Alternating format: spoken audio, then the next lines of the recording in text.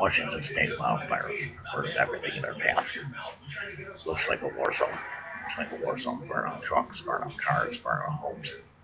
It's horrific. It's horrifying. The winds are picking up the fire. They're pushing it like a blaze outward. They're trying to gain control of it. They're not getting very far with these high winds. The sand people are going to lose their homes. People are going to lose their belongings. People are going to lose the history of their life.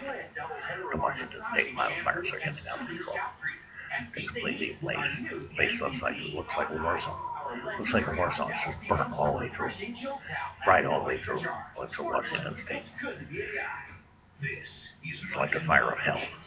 Open up the gates of hell. It's the human news. That's the human fact. That's the human truth. That's the human reality, unfortunately. This is something you big start to lose. Thank you for watching. I hope they get it put out. I really do hope they get it put out. It's going to be hard to contain with the high winds. It's going to be hard to contain the fire with the high winds. A lot of homes are at risk. A lot of homes are already been burned. A lot of trucks, a lot of cars, a lot of people's belongings, a lot of people's lives. I haven't heard of any loss of life yet. This is a big story. Thank you for watching.